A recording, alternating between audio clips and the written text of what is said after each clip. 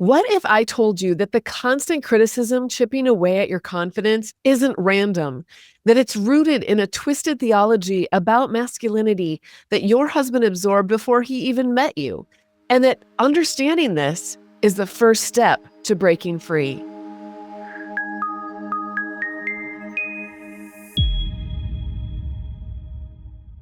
Today, we're going to be doing part 6 of my series called Emotional Abuse 101 Everything You Need to Know. And today, we're going to be talking about the Christian abuser's favorite emotional abuse weapon and how to neutralize it. So, what is this weapon, you might ask? We're going to talk about criticism, not just the obvious name calling kind. We're going after something much more insidious, more pervasive, and I think more dangerous in the long run. Because when a man childishly calls his wife names, at least then she can see it for what it is. It's immature, it's a lack of self-control on his part, it's over abuse. And she doesn't respect him when he does this. But the more subtle type of communication, criticism in communication, is the kind that men who would never call you a name or swear at you might use. And that's something that can really change the way a woman views about herself and her world, because she can't see that it's actually happening. If you've been following this Emotional Abuse 101 series, you know that we've been unpacking the tactics that abusers use to control and diminish their partners.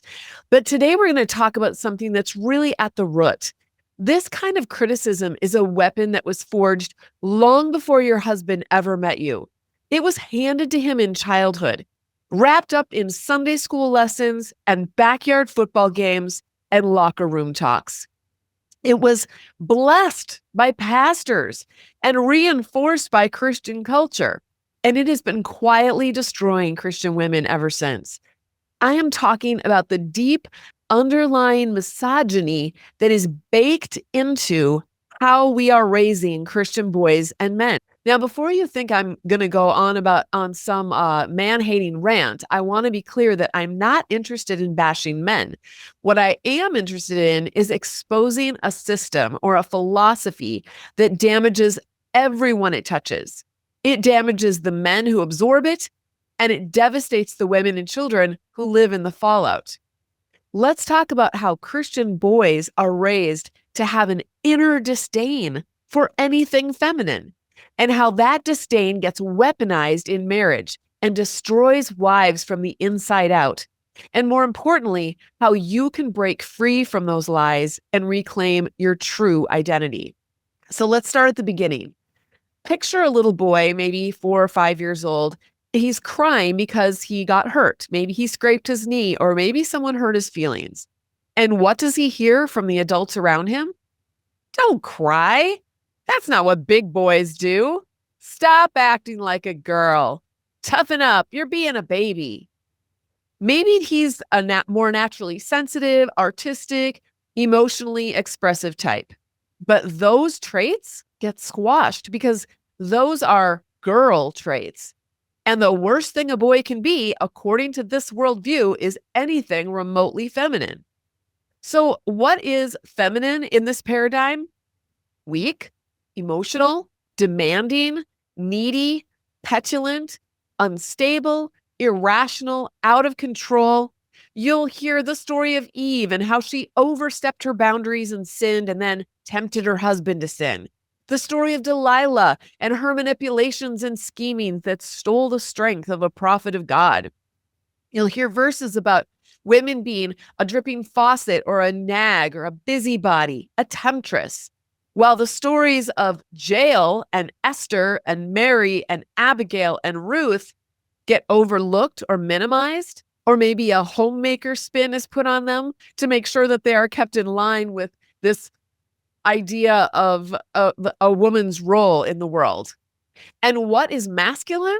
Well, that's strong and stoic, in control, rational, leader, decision maker, authority, like God. Men in the Bible are made out to be heroes, even those who had murdered other people or committed adultery or raped or betrayed their wives, neglected their children, and I could go on. But their sins are minimized and their exploits are celebrated while laying these same expectations on our sons. It's okay that David murdered. Let's not talk about that. Look at his heart for God. Obviously, these things aren't spoken overtly. No one's saying it's okay that David got murdered, but that's the message that we pick up when the narrative is not balanced and true, but instead it's biased and misogynistic. Do you see what's happening here? We're not just teaching boys to be confident or brave or responsible, which, by the way, we should be teaching boys and girls to be all of those things.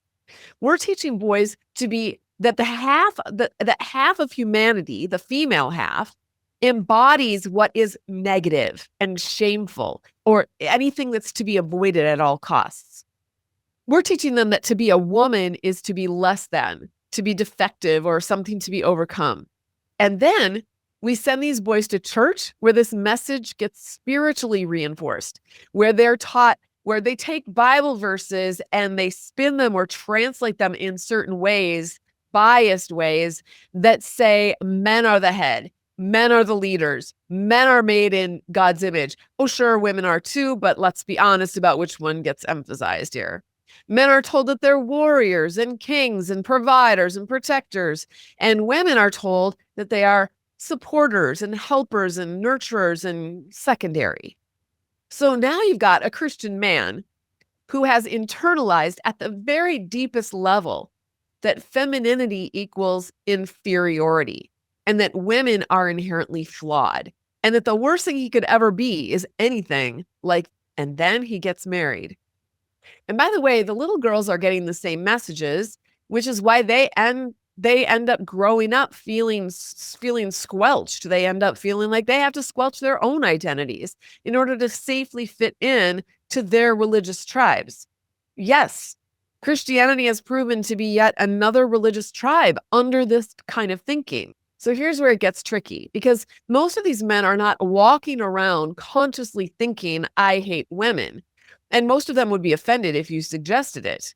They would say that they love their wives, right? They provide for them. They're good Christian husbands. They're taught to take care of the wife that belongs to them. Notice the subtle messages even there. Love your wife. Love your wife. It's so hard because of how naughty that these women can be sometimes, but be along suffering with your wife and try to understand how weak she is and love her anyway. That's not love, by the way. It's really contempt pretending to be love. And this fraudulent love and contempt can coexist as long as we bury the contempt, deep enough and we don't have any self-awareness about it. This misogyny doesn't usually show up as overt abuse, not at first anyway. It mostly shows up like an attitude. It's a posture. It's a way of thinking and being in the world that communicates without words. Words are not even necessary, but it communicates that you're less than. And it shows up in small sideways jabs that chip away at your confidence bit by bit. He might make a comment about your driving or your cooking or your parenting, your decision-making, your feelings, your body, your intelligence, your faith. Not all the time, maybe not even most of the time, just enough to keep you off balance. You're overreacting. You always take things the wrong way. I was just joking. Can't you take a joke? Maybe it's not even words. Maybe it's the eye roll when you share an idea, or the heavy sigh when you express a feeling, the dismissive wave of the hand, the way he talks over you in conversations, the way he makes decisions without consulting you, even though they impact your life directly. Maybe it's the way he constantly needs to correct you or educate you or mansplain things to you that you already know. Because deep down, he doesn't respect or trust your competence. He doesn't respect your intelligence. And he doesn't value your perspective as a contributing partner in a Christian marriage. Why? Because you're a woman. And women, according to everything he's internalized, are emotional, irrational, and weak. Plus, you have so many needs. Like you can't have sex after you've had a baby. What is your problem? You're tired and depressed with 5 kids, 5 and under? I don't get it. Now you can't meet my needs. And that's your main job. I am the man after all. I am the Lord of the home. So now let's talk about what happens when you push back. If you question his decisions, if you express disagreement, What if you dare to criticize him or suggest that he might be wrong about something? If he has fully bought into this misogynistic worldview, your disagreement is not just a difference of opinion, it is a threat to his entire identity. Remember, he's been taught that being strong means being in control, that being a man means being the leader, that being the decision maker, being right about everything. And you're just supposed to help him out. You're supposed to support him in all of that. You're supposed to be the one who follows, the one who meets his every needs and makes him happy. So if you question him or challenge him, or when you assert your own perspective or needs or boundaries, you're not just disagreeing with him. You are literally attacking his manhood. That is what this paradigm is rooted in. You are threatening his position. You are acting like one of those emotional, demanding, petulant women that he was taught to never be like and to never respect. And that's when this resentment kicks in. That's when he has to yank you back into your place. And he might do it with sarcasm. He might belittle you. He might make fun of you or stonewall you or rage at you or give you the silent treatment. He might just verbally explode on you out of the blue and it leaves you reeling. Or he could do it more subtly by just dismissing your concerns, making unilateral decisions without you, undermining your authority with the kids, making you feel like you're crazy for even bringing it up, or that you're ungodly or unspiritual for even bringing it up. But the message is the same. You don't get to challenge me. You don't get to have needs. You don't get to have opinions that are different from mine. Why? Because I'm the man and you're the woman, and that's how this works. That is how God designed it. You guys, that's not how God designed it. And that is not biblical leadership. That is domination. That is oppression. And it's all rooted in this core belief that was placed in him when he was a little boy. Don't be like that girl over there. Girls are bad. Girls are weak. Girls are less. So what does this do to you? What happens when you live year after year with someone who treats you with this subtle or not so subtle contempt? It tears you apart. It chips away at your confidence, your very identity. You start to question everything. Maybe I am overreacting. Maybe I am the problem. You start to shrink. You take your voice inward because it's too dangerous to open up your mouth. You stop sharing your ideas. You stop expressing your thoughts. You stop trusting your own perceptions, your own feelings and thoughts, which, by the way, is not helpful to your husband at all. That's not a partnership either. But that's what this little cocktail creates.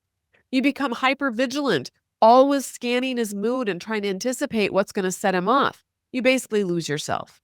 So this vibrant, creative, confident, strong woman that you once were or that you could have been gets buried under layers and layers of self-doubt and shame and fear. And you become a version of yourself that's been carefully molded to accommodate this other man's ego and his needs. And the saddest part is that you don't get to step into your true identity that God created you to be. You never get to discover your God-given purpose, your unique gifts, or your calling because you're too busy managing this man-child's emotions and protecting his fragile masculinity and making yourself smaller so he can feel like the big man. That's not what God intended for you or him. Because when men marginalize women, they destroy themselves too. They are literally being played by Satan. God created you in his image fully and completely and beautifully, not as a defective version of a man, not as his sidekick, not as a second-class citizen, not as someone whose only purpose is to prop up a guy's ego. God created you with gifts and talents and a purpose that are uniquely yours, with a mind to think and a voice to contribute and a will to choose. And when a man and a woman work together side by side like that and bring out the best in each other's giftings, that is when a true Christian marriage is in operation. But when your husband treats you with contempt or uses criticism and dismissal and mockery to keep you small so that he can feel good about his big man self, that's not biblical love. That is satanic sabotage. I'm serious. This is spiritual warfare because the enemy of your soul doesn't want you to know who you really are. He doesn't want you to step into your calling. He doesn't want you to experience a life of meaning or purpose. So he uses, sadly, the person closest to you, the person who's supposed to be loving you the most and freeing you up the most to be who you are, to actually do the exact opposite and feed you lies about yourself and convince you that you're the problem, you're a problem. And those lies, they don't just damage you, they damage your children. Your children watch this dynamic play out and they internalize the same toxic messages. They damage your whole family. They damage the church of Jesus Christ when this kind of abuse gets blessed and protected under the guise of biblical marriage. This is not just about one marriage. This is about generations of women who have been taught by the people around them that they should stay silent, that they should diminish themselves and sacrifice themselves on the altar of male ego and pride and ignorance and refusal to be like Christ. And I think it has to stop. So how do you break free from these lies? Because here's the hard part. Your husband is probably not going to change. You could spend decades trying to get him to see the truth about how he's treating you, about the misogyny that he has absorbed and the damage he's causing, but he probably won't see it because to see it would require him to dismantle his entire world view and face the shame and pain of how he was raised and to give up the power, just like Jesus Christ did, and the control that he's been taught are rightfully his, which, by the way, Jesus Christ never modeled for him. Only maybe his daddy or his religious pastors did that to him. And most men won't do that, at least not without years of their own therapy and spiritual work. And even then, there are no guarantees. But the good news is that you don't have to wait for him to change, for you to start healing. You can see the truth. You have to break free from the lies, and you can start that work today. It begins by seeing yourself through God's eyes, not through the eyes of your husband, not through the eyes of your pastor leader, not even through the lens of a culture, the culture that we are in, which is also steeped in misogyny, but through God's eyes. Because God doesn't see you as weak or emotional or irrational or less than. God sees you as his beloved daughter, as someone that he made in his image that he delights in, that he created with intention and purpose. And he doesn't want you to be small. He doesn't want you to be neutralized. He doesn't want you to be silent or to spend your life accommodating someone else. He wants you to be fully yourself, who you are. And that journey of reclaiming your true identity, that is your spiritual work. It's healing your relationship with God, especially if you've been taught about a toxic, controlling, shame-based version of who God is.